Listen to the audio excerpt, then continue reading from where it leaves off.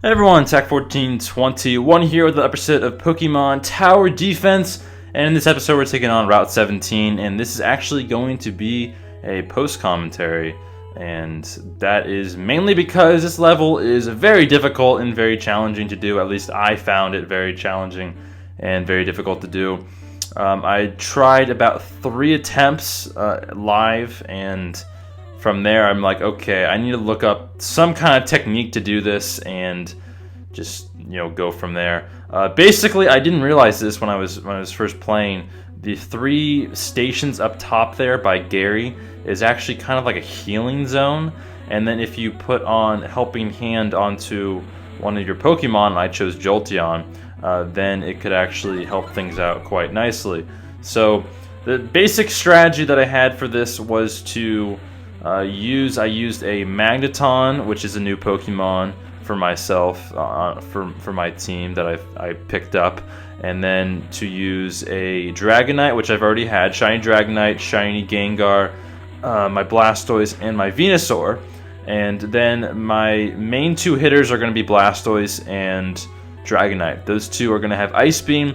Obviously, as many people know, Zapdos is weak to both Rock and Ice, super effective that is. So my main strategy here was to use and I also taught Gengar Ice Punch just for the heck of it, just for this this episode, just because I kind of needed to. So my strategy was to use Magneton's Zap Cannon, which has a 50% hit ratio, but if it does hit, then it fully paralyzes Zapdos for a good amount of time. So I can use the combination of that also with the Venusaur's Sleep Powder, and then I could use Helping Hand and to ensure that my Pokemon get some health back and are good to go and can get to be as strong as they possibly can. And then I use my Gengar, my Blastoise, and my Dragonite to use the ice attacks to deal damage. And then eventually, sometimes I'll get a freeze, which is really nice. You're bound to get a freeze eventually.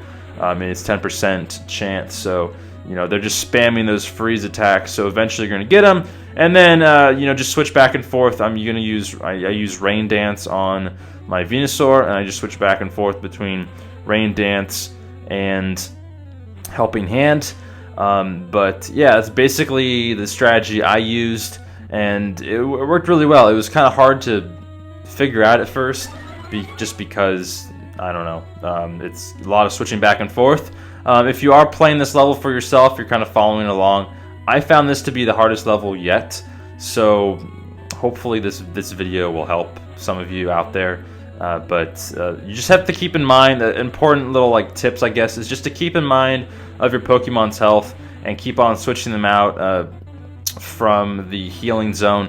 And for the most part, you're going to want to keep your Jolteon in that middle slot pretty much the entire game, up top there. So just so that he kind of stays out of danger, it's going to be the one that's probably the most important.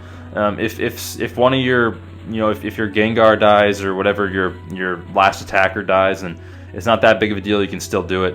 But the main Pokemon is that Pokemon that has the Helping Hand for sure. So I do hope you guys enjoy this.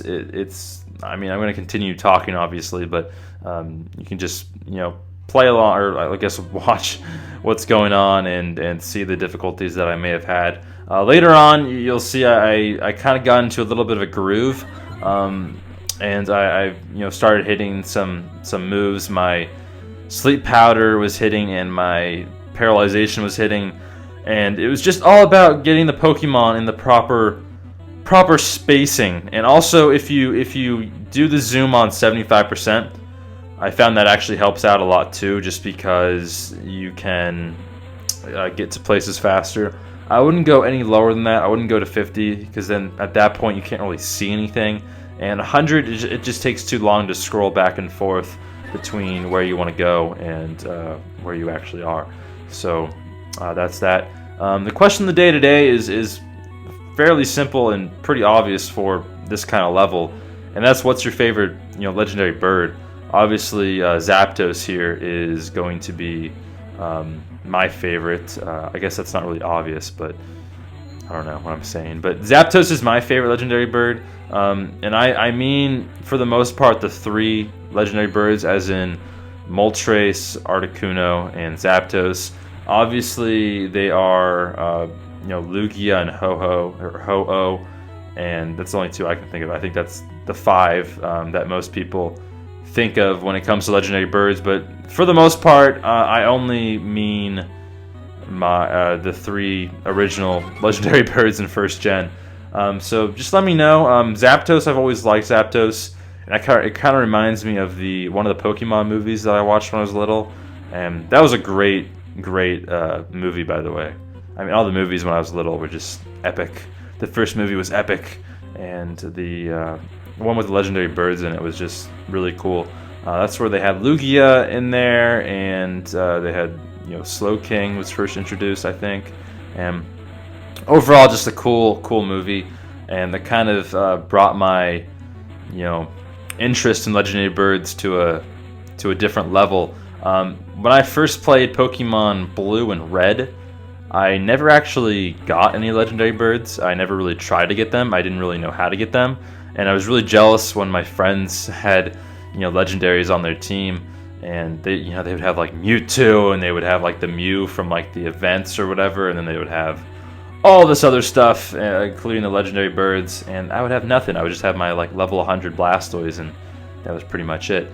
But yeah, so let me know in the comments what your favorite legendary bird is. As far as like second place goes, it's a little tough. As far as the first legendary birds, I'd probably have to go with Moltres. Although if I had to go between the 5, I'd probably go with Lugia next and then Ho-Oh. I don't know why. I like Zapdos a lot more than the other 2, and I just think he's awesome. I mean, it kind of sucks that he has some of the weaknesses that he does have, but besides the weakness that he has, he's a very strong attacker, and he just looks cool in general. Another story about Zapdos, kind of rambling on here, but there's not much else to talk about because I'm just showing myself trying to kill Zapdos. But another story is that when I was little, when I collected Pokemon cards, my mom would buy me pack of cards or whatever when we go to like Toys R Us or whatnot, or back then I think they had Pokemon cards that were just more convenient to buy.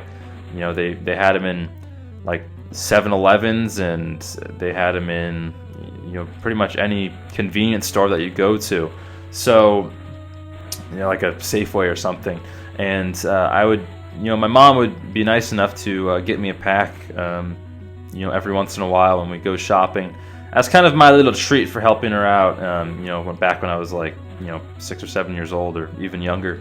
And I remember getting this one pack. I got this one pack from Toys R Us, and I just remember getting a shiny. It was a holographic card, but at the time the holographic cards were the coolest, and they didn't have all those Pokemon EXs or any of that stuff. It was all about the holographic regular old first edition cards. And I remember getting the Zapdos first edition holo card from base set, and I was so happy, and it was just a good old time. And I put it in my binder that didn't consist of very many cards.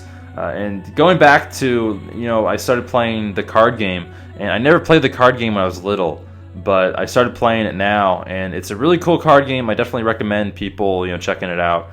And if you have cards, at least trying to play it. You don't need to make like a really expensive deck. There's ways of just playing your local league and getting a deck together that's not too expensive to make, and having a really good time with it. So I definitely recommend that, and that's what I did, and I've enjoyed it. And I go to my local Pokemon league for the most part at least 3 times a month. So that's like it's every like Saturday. So I at least try to go at least 3 times. So I end up skipping at least probably 1 a month. But yeah, it's just a fun time, and it's just cool to play with people that have the same interests and all that fun stuff. But back to what I was saying is that I didn't really have too many cards back then. Looking at my collection, And it's kind of funny to see. I've been getting a lot more cards recently, and you know, the older cards are like, if you were to put them in a deck now, they're terrible, but you know, they still have, you know, really cool memories, and they're just awesome to look at and all that stuff.